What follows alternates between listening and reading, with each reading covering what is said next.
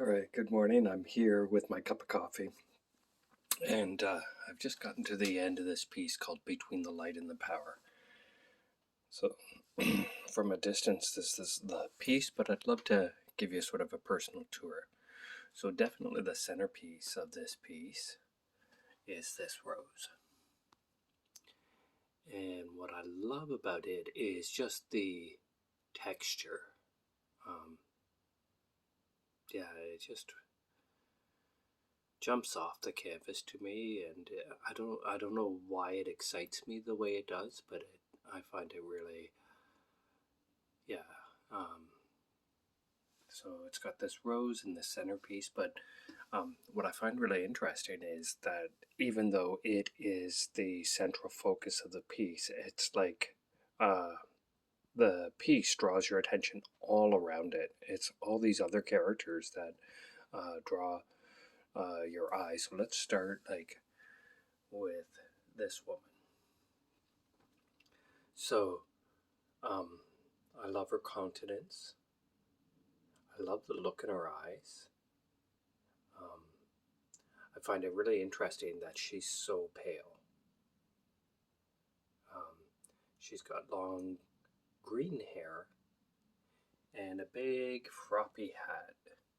And this hat is beginning to take on the color scheme of the red and gold that is dominant throughout the rest of the piece and mostly associated with this character here. And what I love about him is just his facial expression as he's looking towards her. Like there's just such a gentle patience, and there's peace, and there's something about him that's very steadfast. But he's an interesting character of his own. Like his headwear and feather, uh, are unusual. He's got some sort of scarf or shawl on, and he's got an old jacket with a patch on the elbow, and in his arm he's holding what I believe is a beaver who's standing on the table.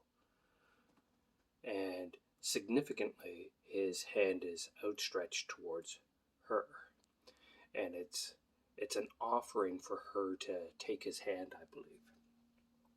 So, those are the two main characters. In the background, you have this black. It looks like a volcano on the beach.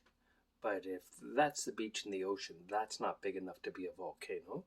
However, the position of the rose gives, further amplifies the volcano field. One, it has a volcano shape, and two, that rose looks like the fire within. So there's something about that. And then you come to the table, and you've got a whole bunch going on here. So let's take a moment and just count the butterflies. So let's start at the top. So on this side of the squirrel, we've got 1, 2, 3, 4, 5, 6, 7, 8, 9, 10.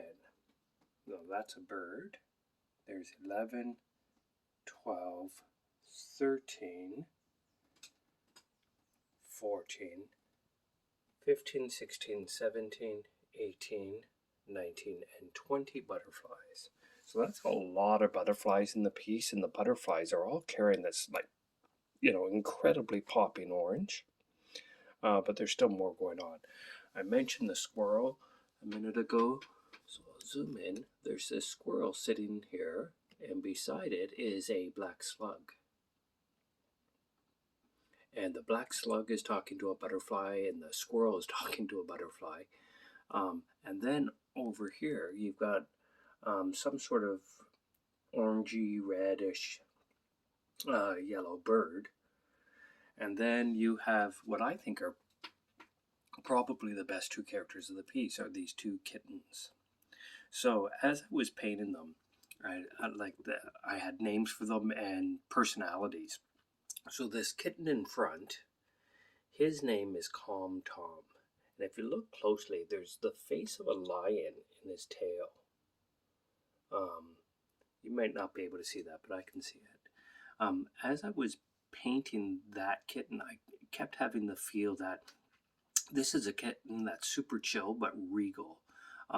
If you pet him, he's the type of cat that'll lean into where you're petting with whatever part of the body you're touching. He's a cat that just loves to be loved, but he's also, willing to just at a moment's notice walk away and do his own thing because he's a cat.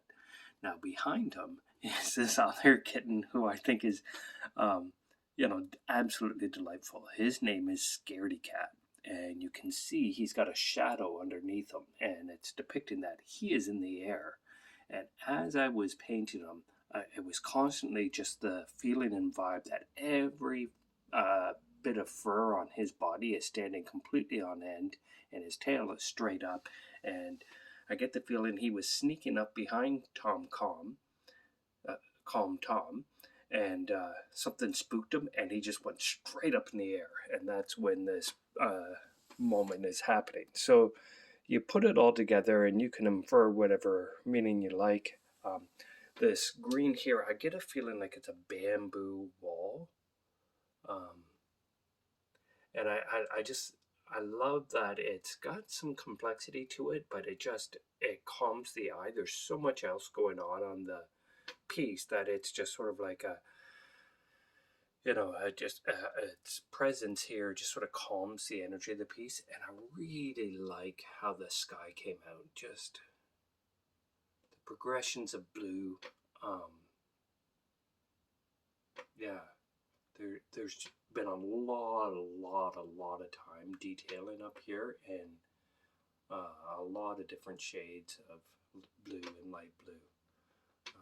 Definitely a lot of white in there too, bit of gold. Then you got the sea, and I also like that the sea, the horizon, is not completely straight. It slopes up to the right or down to the left.